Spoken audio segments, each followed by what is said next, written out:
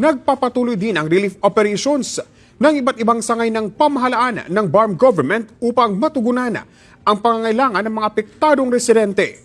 Ang detalye sa report ni Trisha Aragon ng PTV Cotabato Regional Center. Nananatiling nakaalerto ang mga lalawigan sa Bangsamoro Autonomous Region in Muslim Mindanao o BARM dahil sa patuloy na epekto ng bagyong Inday. Dahil sa malakas na pag-ulan at pagbugso ng hangin, ilang lugar ang nakaranas ng pagbaha at pagtaas ng tubig sa mga ilog na nagdahilan upang maantala ang mga klase at iba pang aktibidad. Andun po ang aming team sa areas po ng Lanao del Sur, Maguindanao del Sur rather. Sila po ay umiikot para magbigay po ng relief operations po sa mga evacuation centers. Bale, ang priority po ng MSSC sa ngayon po ay ating mga IDP families po na nasa evacuation centers. Dahil sa epekto ng bagyong Inday, patuloy ang pagmamatsyag ng mga lokal na pamahalaan at mga ahensya ng BARM sa mga lugar na vulnerable sa pagbaha at pagguho ng lupa, lalong-lalo na sa lalawigan ng Maguindanao del Sur at Maguindanao del Norte. Ongoing po ang aming distribution of assistance, mga relief operations po sa areas po ng Maguindanao del Sur po. Wherein, ang ating pinamigay po ay food items, rice and food packs, and non-food items which is yung mga dignity kits and other items, essentials po na magagamit po ng ating mga IDP families.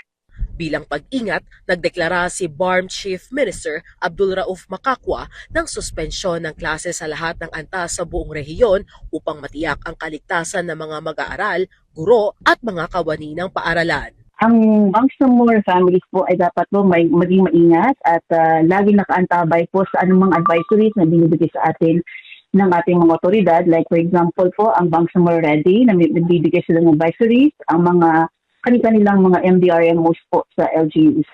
Maging sa Cotabato City, nagdeklara na rin ng suspensyon ng klase sa lahat ng antas dahil sa lakas ng bagyo at walang tigil na pagbagsak ng ulan. Sa Maguindanao del Norte at Maguindanao del Sur, naitala ang malaking epekto ng bagyong Inday sa BARM region. Ilang bayan ang nakaranas ng pagbaha dahil sa tuloy-tuloy na pag-ulan tulad na lamang ng nasirang kalsada sa parang Maguindanao del Norte. Makikita rin ang mga residente katuwang ang Municipal Disaster Risk Reduction Team na nagtulong-tulong ng paglikas dahil sa taas ng baha sa kanilang lugar. Pinayuhan din ng publiko na patuloy na subaybayan ang mga abiso mula sa mga otoridad, iwasan ang pagtawid sa mga binabahang kalsada at ilog at maging handa sakaling lumala pa ang panahon. Patuloy ang pakikipag-ugnayan ng mga otoridad sa mga lokal na pamahalaan upang matiyak ang agarang pagtulong sa mga apektado ng bagyong Inday. Mula dito sa Bangsamoro Autonomous Region in Muslim Mindanao, Trisha Aragon para sa Bayan.